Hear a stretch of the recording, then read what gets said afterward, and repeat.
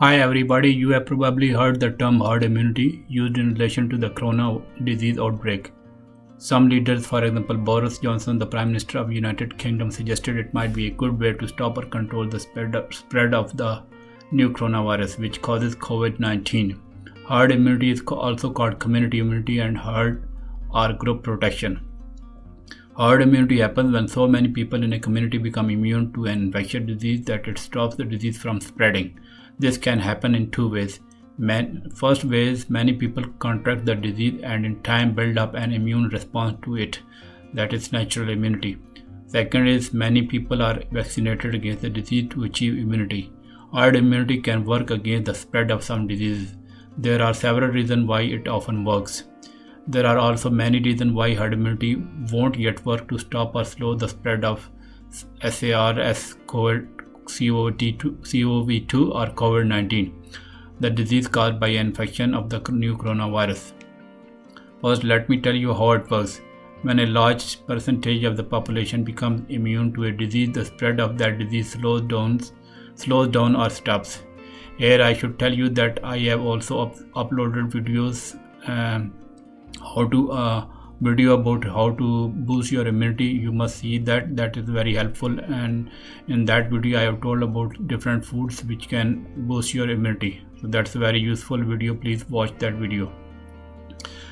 Okay. Many viral and bacterial infections spread from person to person. The chain is broken when most people do not get or transmit the infection. This helps protect people who are not vaccinated or who have low functioning immune system and may develop an infection more easily, such as older adults, babies, young children, pregnant women, people with weakened immune system, people with certain health conditions. For some diseases, herd immunity can go into effect when 40% of the people in a population become immune to the disease, such as through vaccination. But in most cases, 80 to 95% of the population must be immune to the disease to stop its spread. For example, 19 out of every 20 people must have the measles vaccination for herd immunity to go into effect and stop the disease. This means that if a child gets measles, everyone else in this population around them will most likely have been vaccinated, already have formed antibodies and be immune to the disease to prevent it from spreading further. The goal of herd immunity is to prevent others from catching or spreading an infection disease like measles. However, if there are more unvaccinated people around the child with measles, the disease could spread more easily because there is no herd immunity. To visualize this, picture someone without immunity as red dot surrounded by yellow immune dots. If the red dot cannot connect to any other red dots, there is a herd immunity. The percentage of people that must have immunity to safely slow or stop an infectious disease is called the herd immunity threshold. Now let me tell you something about natural immunity. Natural immunity occurs when you become immune to a specific disease after contracting it. This triggers your immune system to make antibodies against the germ causing the infection inside of you. Antibodies are like special bodyguards that only recognize certain germs. If you contract it again, the antibody that dealt with the germ before can attack it before it spreads and makes you ill. For example, if you had chickenpox as a child, you most likely won't get it again, even if you are around someone with it. I have uploaded a video about chickenpox on my channel Obit BB. Please see that video, that is really helpful. Natural immunity can help create herd immunity, but it does not work as well vaccinations. I mean, the natural immunity it can create herd immunity, but as compared to vaccination, it doesn't work as well. And there are several reasons for this. Everyone should have to contract the illness once to become immune. Contracting an illness can have health risks, sometimes serious. You may not know if you have contracted the illness or if you are immune to it. So that's what I initially told about Mr. Johnson, who was suggesting herd immunity. So obviously, if you are exposed to infection to achieve herd immunity, so then there's a risk that you may get some serious illness. Okay, now let me tell you that how does it work. Herd immunity does work for some illness. People in Norway successfully develop at least partial herd immunity to the H1N1 virus, that is swine flu virus, through vaccination and natural immunity. Similarly, in Norway, influenza was projected to cause fewer deaths in 2010 and 2011 because more of the population was immune to it. Herd immunity can also help to stop the spread of illness such as swine flu and other pandemics within an entire country, but it can change without anyone knowing. Also, it does not always guarantee protection against any disease. For most healthy people, herd immunity is not a good alternative to getting vaccinated. Not every illness that has a vaccine can be stopped by herd immunity. For example, you can contract tetanus from bacteria in your environment. You don't contract it from someone else, so herd immunity does not work for this infection. Getting the vaccine is the only protection. You can help build herd immunity to certain diseases in your community by making sure you and your family have up-to-date vaccinations. Herd immunity may not always protect every individual in the community, but it could help prevent widespread disease. Now let me talk something about COVID-19 and herd immunity. Social distancing and frequent hand washing are currently the only ways to help prevent you and those around you from contracting and potentially spreading coronavirus that causes COVID-19.